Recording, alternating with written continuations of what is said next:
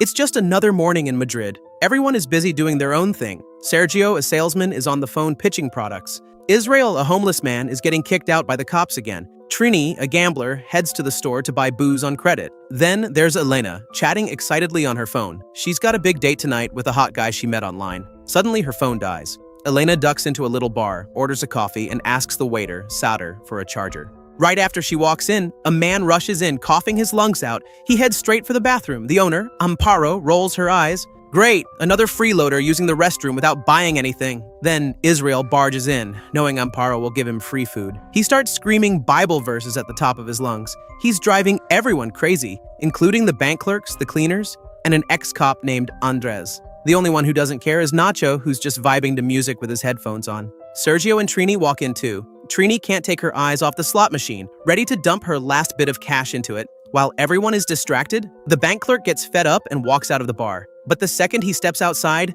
bang! A gunshot rings out. He gets shot right in the head. People in the street scramble for their lives, and the bar turns into a madhouse. Only Nacho is still clueless, because he didn't hear the shot at all. The group realizes their phones have no signal, so they can't even call 911. The cleaner decides to brave it and looks outside, but he gets taken out by a bullet too. The air turns ice cold. Israel just laughs and keeps preaching. God is testing us. The others panic and throw themselves on the floor just in case.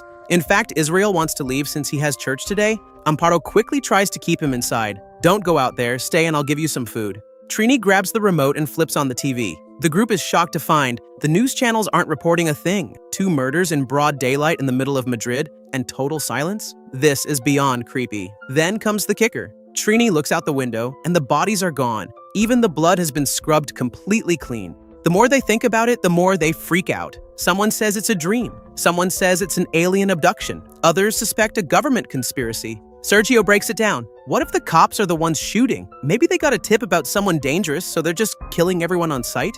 It sounds like the most logical guess. As they argue, Nacho tries to hide his bag, but he gets caught red-handed. Everyone thinks he's a terrorist and grabs the bag. It's just clothes and hard drives. Nacho yells, "They're just work files." In a fit of rage, Elena stomps the hard drives into pieces, calling them all paranoid idiots.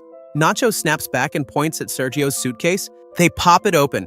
It's packed with sexy lingerie. Turns out he's just an underwear salesman. Then, a weird noise comes from the bathroom. They remember the sick guy is still in there. The door's locked, so Andres shoots it open. The man is slumped over the toilet, ears bleeding, with a creepy syringe next to him. Before they can react, a loud rumble comes from outside. A truck pulls up and special forces in gas masks hop out. They ignore the screams for help and start piling tires outside the bar. Then, they set them on fire. Black smoke fills the air. The news immediately reports a fire in downtown Madrid. The group realizes the truth. The government is covering this up. Suddenly, the sick guy stands up, rasps out his last words, "Don't touch me," and drops dead. Nacho checks the guy's phone and finds photos of military missions in Africa and soldiers in hazmat suits. It finally hits them. That guy brought a deadly virus back home. They're all infected. Panic takes over. Israel starts chanting prayers. Elena and Nacho scramble to find a signal. Nacho finally gets through on a chair, but Sauter grabs the phone and screams for help so wildly that the operator thinks it's a prank and hangs up. The two of them tumble during the scuffle and Trini hits the slot machine. Ding, ding, ding. She hits the jackpot. Coins spill everywhere and Israel keeps chanting the Bible while scooping up the money. Amparo completely loses it, screaming, "Don't touch that phone! It's the dead guys!" Andres and Sergio agree with her, thinking precautions should be taken, so they run away from the group and hide with Amparo behind the counter. Then Andres threatens the infected ones down into the cellar. They have no choice but to go. Meanwhile, Israel stays chill, grabbing 2 bottles of wine, drinking and praying his way down.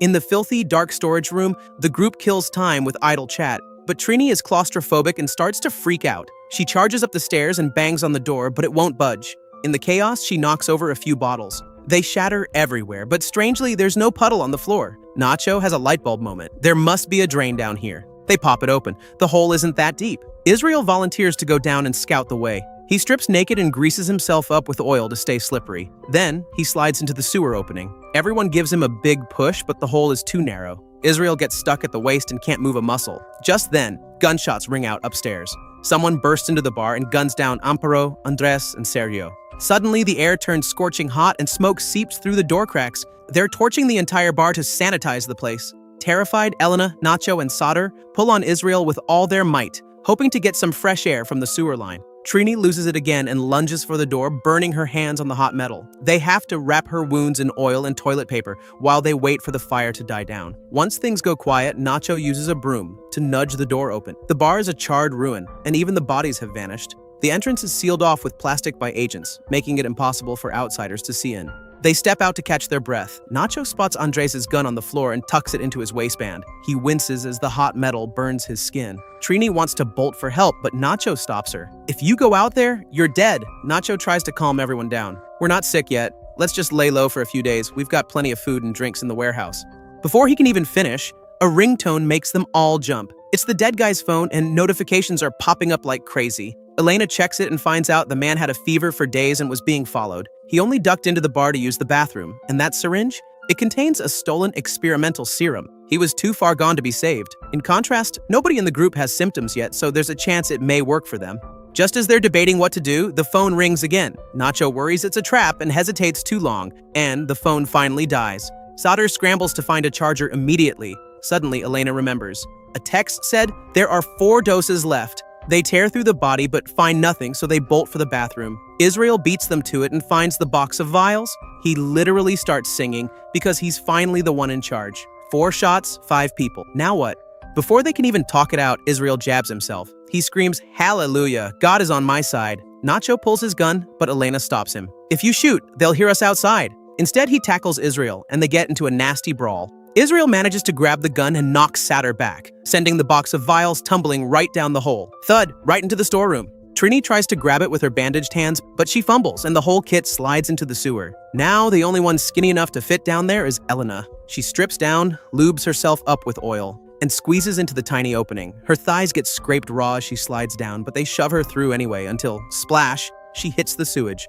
She finds the box quickly, but she refuses to tie it to the rope. She tells them coldly, "You'll use them all and leave nothing for me. If you want to talk, come down here." With that, she hides the vials in a crack in the wall and starts walking deeper into the dark tunnel.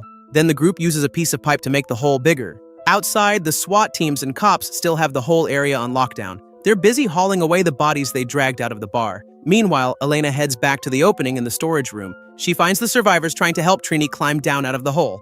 But Trini starts kicking wildly and drags everyone down into the sewer water. Sauter and Trini manage to scramble out, but Nacho lunges at Israel to get the gun back. A brutal fight breaks out in the sludge, followed by a few muffled gunshots. Finally, Nacho comes out on top. He climbs out, gasping for air, and says, "Israel shot first. After I took the gun, he fell into the water and drowned." But he's getting more aggressive and unstable by the second. Everyone starts to wonder, did he actually just murder Israel?